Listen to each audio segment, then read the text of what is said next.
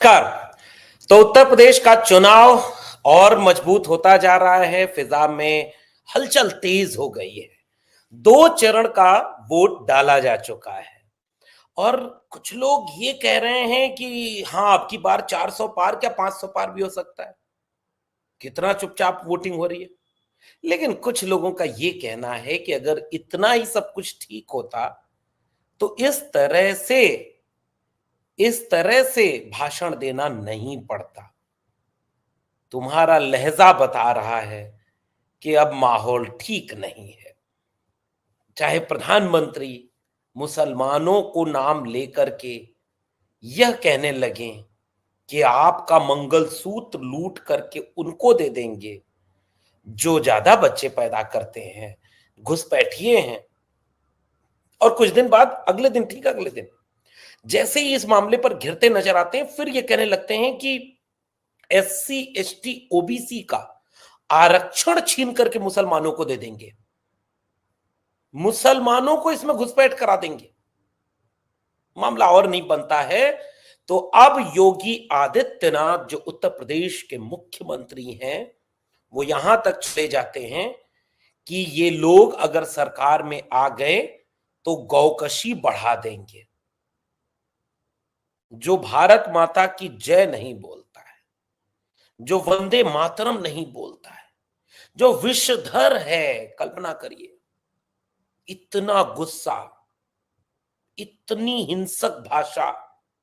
मेरी पहली प्रतिक्रिया, मेरा पहला सवाल, मेरी पहली चिंता तो यही है, और शायद इस देश के आम नागरिक होने के नाते आपको भी ये परेशान करेगा कि एक नया भारत तो ऐसा भारत बनना था जिसमें शिक्षा, रोजगार, महंगाई, बेरोजगारी, सड़क, बिजली, पानी, नौकरी, जीवन का स्तर अच्छा होना, सुविधाएं, पढ़ाई, कमाई, दवाई पर वोट मांगा जाए, किसानों, नौजवानों के मुद्दों पर चुनावी रैलियां हों। मगर इस देश की चुनावी रैलियां सीधे हिंदू मुसलमान पर हो रही हैं। सीधे ये कहा जा रहा है कि जो लोग, और ये कोई सामान्य लोग नहीं कह रहे हैं, कोई प्रधानमंत्री है, कोई गृह मंत्री है, कोई मुख्यमंत्री है, और इतने बड़े पदों पर बैठने वाले लोग जाने क्यों इतने गुस्से में हैं। पहला तो ये नहीं समझ में आता, सरकार में आप बैठे हैं, आपको मौका मिला, मुख्यमंत्री रहते आपको 7-8 साल होने जा रहे हैं, प्रधानमंत्री रहते आपको 10 साल हो गए, आप अपने काम पर वोट मांगते। आप कहते कि जनता की बेहतरी के लिए हमने ए बी सी डी ये काम किए, और अगर अगली बार हमें मौका मिलेगा तो क ख ग घ ये काम करेंगे। अब तो डरा रहे हैं साहब। अगर आप कॉन्फिडेंस में होते, अगर आप आत्मविश्वास में होते कि हाँ 400 पार, 400 पार, तो जानते हैं आप क्या कहते? तो आप ये कहते कि नहीं, हम तो जीत रहे हैं, उनको तो वोट ही नहीं पड़ रहा है, जिनका डर आप दिखा रहे हैं। कॉन्फिडेंस तो ये कहता ना, अरे छोड़ो, कांग्रेस को तो कोई वोट ही नहीं दे रहा, सपा को तो कोई वोट ही नहीं दे रहा है, 400 पार तो हम अकेले आ रहे हैं। नहीं, 2 चरण जाते जाते भाषा बदल गई, और बदली हुई भाषा आप ये कह रही है उनको वोट मत दे देना। कहीं तुमने उनको वोट दे दिया तो वो ये कर देंगे, ये कर देंगे, ये कर देंगे। इसका मतलब पहली हार तो आपकी भाषा में दिखने लगी है कि लोग शायद उनको वोट दे रहे हैं। Point number 1। पॉइंट नंबर 2, अगर मान लीजिए वो भी वोट मांग रहे हैं, आप भी वोट मांग रहे हैं, वो भी चुनाव लड़ रहे हैं, आप भी चुनाव लड़ रहे हैं, उन्होंने जो काम किया या जो करना चाहते हैं वो उसकी बात वो कर रहे हैं। विपक्षी दलों में से आप उठा लीजिए सारे बड़े नेताओं के भाषण, शुरू करिए आप राहुल गांधी से, शुरू करिए आप अखिलेश यादव जी से, शुरू करिए तेजस्वी जी से, शुरू करिए आप किसी भी बड़े विपक्षी दल के नेता से। किस बारे में वे बात कर रहे हैं? सीधे सीधे वे ये बात कर रहे हैं कि हम अगर सरकार में आएंगे तो अग्निवीर खत्म करेंगे और पक्की नौकरी देंगे, जितने खाली पड़े पद हैं तुरंत भरेंगे। ये उनके मैनिफेस्टो में है, चाहे वो समाजवादी पार्टी का घोषणा पत्र हमारा अधिकार हो, चाहे बीजेपी का, चाहे कांग्रेस का घोषणा पत्र न्याय पत्र, चाहे आरजेडी का वचन पत्र। आप किसी को उठाकर देख लीजिए, नौकरी उनकी पहली प्राथमिकता। अग्निवीर, पेपर लीक, ये सब खत्म करेंगे। यानी ये वे मुद्दे जो जनता से सीधे जुड़ते हैं। फिर क्या मुद्दा? किसानों को एमएसपी देंगे, कर्जा माफ करेंगे। और यही भाषण में आ रहा है कि भाई किसानों के आंदोलन को कौन रोका, क्यों ऐसा आपने किया। नौजवानों की बात, किसानों की बात, मजदूरों की बात। हम मनरेगा के बारे में, शहरी मनरेगा बढ़ाएंगे, फिर हम मनरेगा का काम के घंटे बढ़ाएंगे, तो काम के दिन बढ़ाएंगे और मजदूरी बढ़ाएंगे। श्रमिकों को श्रम सम्मान निधि देंगे, किसानों को किसान सम्मान निधि देंगे। और ये सीधे सीधे उनके मुद्दों पर बात कर रहे हैं। जाति जनगणना कराकर जिसको जिसका हक मिलना चाहिए उसको उसका हक देंगे। चाहे आप सपा, कांग्रेस और आरजेडी किसी का भी घोषणा पत्र उठाकर देख लीजिए। वो क्या कह रहे हैं कि महंगाई को कम करने का तरीका अपनाएंगे, जीवन स्तर को बेहतर करेंगे, सबकी बेहतरी का काम करेंगे। और दूसरी तरफ प्रधानमंत्री जी कह रहे हैं मंगलसूत्र चुरा लेंगे, बांट देंगे। आपका 2 घर है तो 1 घर बेच देंगे, मुसलमानों को दे देंगे। और अब योगी आदित्यनाथ जी इन लोगों से कई गुना आगे बढ़ करके अपने असली रूप में, केवल 2 चरण हुआ है, और असली रूप में योगी आदित्यनाथ जी आ चुके हैं। जो वंदे मातरम नहीं कहता, अरे भाई कहां से वंदे मातरम आ गया? कोई मादर हिंद कहता है, कोई अपना अजीम मुल्क कहता है, कोई भारत माता कहता है। सबके अपने अपने तरीके हैं। चुनाव में कम से कम ये तो नहीं करना चाहिए। चुनाव में वंदे मातरम, भारत माता की जय को क्यों लाना पड़ रहा है? आप मुख्यमंत्री हैं साहब। और उससे आगे बढ़ते हुए गौकशी कराएंगे, मुसलमानों को उनके खाने पीने की छूट देंगे और गौकशी करा देंगे। इसका मतलब वाह, मुबारक हो आदरणीय मुख्यमंत्री जी, आपने तो कमाल ही कर दिया। जो बची कुची चीजें थी वो आगे बढ़ गई। मैं शुरू करता हूं, कुछ तथ्य दे दूं आपको, फिर आगे की बात करेंगे। एक लेख बीबीसी में छपा है 15 दिसंबर 2015 को, और इस लेख का शीर्षक है बीजेपी को बीफ से परहेज, चंदे से नहीं। बीफ को लेकर केंद्र में सत्तारूढ़ भारतीय जनता पार्टी की सियासत चाहे जो हो, लेकिन जब बात पैसे की हो तो इस पार्टी को बीफ निर्यात करने वाली कंपनी से भी चंदा लेने में कोई परहेज नहीं। 2014-15 में बीफ निर्यात करने वाली महाराष्ट्र की कंपनी फाइगोरी फीको अल्लाना प्राइवेट लिमिटेड ने 50 लाख रुपए का चंदा दिया बीजेपी को, और यह रकम विजया बैंक चेक नंबर 846317 के माध्यम से दी गई।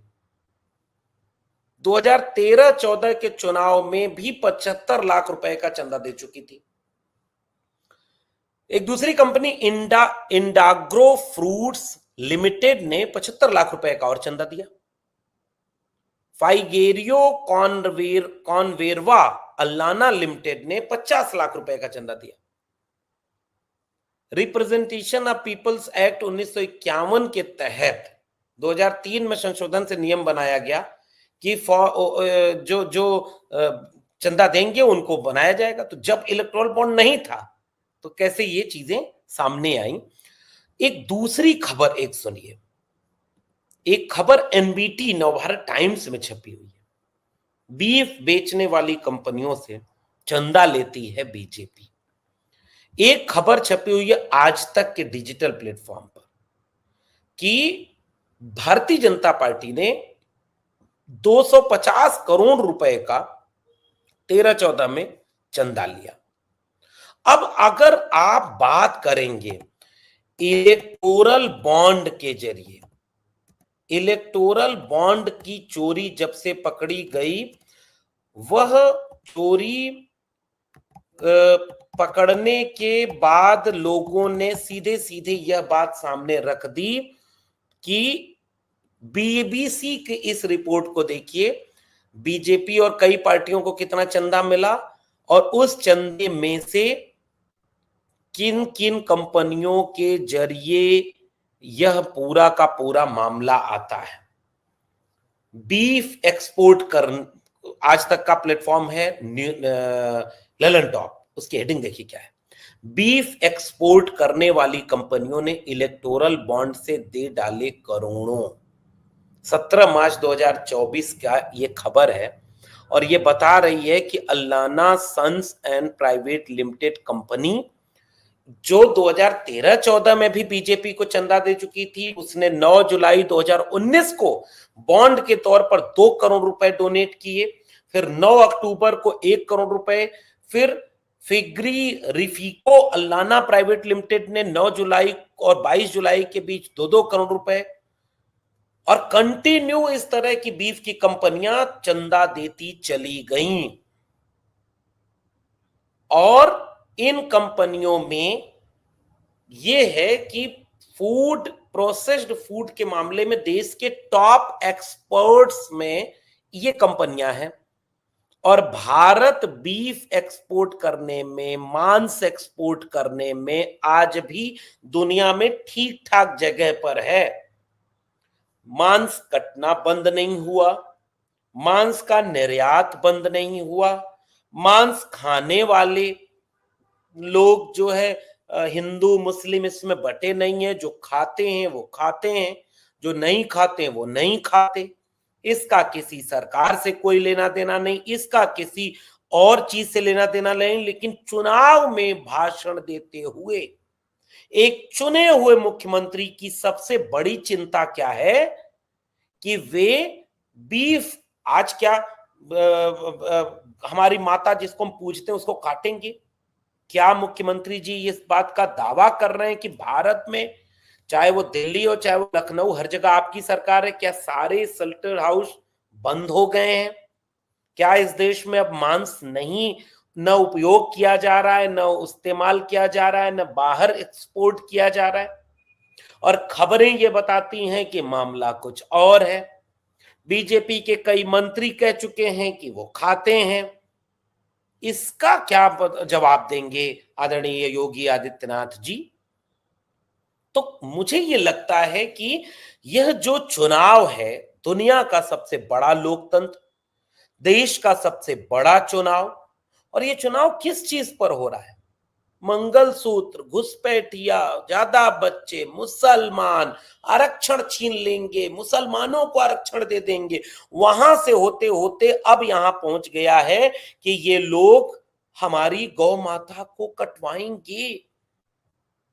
क्या यही बचा है मुद्दा बीजेपी के पास, उनके नेताओं के पास, बड़े नेताओं के पास? क्या आम जनता की भावनाओं का इस्तेमाल करके चुनाव लड़के जीतना ही अब एकमात्र विकल्प बीजेपी के नेताओं के पास बच रह गया है? क्या अब इसके अलावा और कोई विकल्प नहीं है जिससे कि आप अपने मतदान को बढ़ा सकते, लोगों को, चंद लोगों को अपने वोट देने के लिए अपनी तरफ आकर्षित कर सकते थे? और यह दर्शाता है कि आप झूठ बोल रहे हैं। न तो आपके राज्य में मांस का कारोबार कमजोर हुआ है, एक्सपोर्ट कमजोर नहीं हुआ है, लोग खा भी रहे हैं, धर्म जाति से ऊपर जिसको खाना है खाता है भाई, ऐसा कुछ भी नहीं हुआ है। और आप एक चुनावी रैली में खड़े होकर चुने हुए मुख्यमंत्री, चुने हुए लोग यह बयान दे रहे हैं। यह क्या लोकतंत्र की मजबूती दर्शाता है कि उनको मत दे देना वोट, नहीं तो वो आ जाएंगे तो ये करेंगे? फिर से कह रहा हूं, इसका एक अर्थ तो साफ दिख रहा है कि उनको वोट पड़ रहा है। ऐसा लग रहा है कि उनको वोट पड़ रहा है, और इसलिए मुझे लग रहा है कि हताशा, निराशा, कमजोरी और तमाम तरह की मुश्किलें, तमाम तरह की परेशानियां चेहरे से बयां हो रही हैं, सामने से दिख रही हैं, और वह यह दिखकर साबित कर रही हैं कि मामला फंस गया है। और आखिरी बात, इस देश के नागरिकों, देश के नौजवानों, देश के किसानों, देश के सम्मानित लोगों, एक बार आप अपने दिल पर हाथ रखकर विचार करिएगा। 2024 का चुनाव इसका सबसे बड़ा मुद्दा क्या महंगाई, बेरोजगारी नहीं होना चाहिए? क्या इसका सबसे बड़ा मुद्दा इलेक्टोरल बॉन्ड के नाम पर चंदे की लूट और वसूली नहीं होना चाहिए? क्या इसका सबसे बड़ा मुद्दा झूठ की सरकार नहीं होनी चाहिए? क्या इसका सबसे बड़ा मुद्दा 100 में से 85 नौजवानों की बेरोजगारी नहीं होनी चाहिए? क्या इसका सबसे बड़ा मुद्दा जाति जनगणना कराकर सबको सबके हिस्से का अधिकार देना नहीं होना चाहिए? क्या इसका सबसे बड़ा मुद्दा लोकतंत्र और संविधान नहीं होना चाहिए? या मंगलसूत्र, घुसपैठिया, बाजादा बच्चे, मुसलमान, हिंदू, भारत माता की जय, वंदे मातरम, विषधर, योगी आदित्यनाथ जी विषधर कह रहे हैं और कह रहे हैं कि अब अगर उनको वोट दे दिया तो वो काटेंगे गाय मांस। सुनिएगा आप ही भाषण। तो इस तरह से इस पर विचार करना इस देश के नागरिकों की जिम्मेदारी है और आप विचार करिएगा कि क्या इससे दुनिया का सबसे बड़ा लोकतंत्र मजबूत हो रहा है और क्या उसका सबसे बड़ा चुनाव सही मुद्दे पर हो रहा है। निर्णय जनता के हाथ में है, उसे क्या पसंद आता है 4 जून को इसका भी इम्तिहान होगा। फिर मिलेंगे किसी और टिप्पणी के साथ, तब तक के लिए बहुत बहुत धन्यवाद।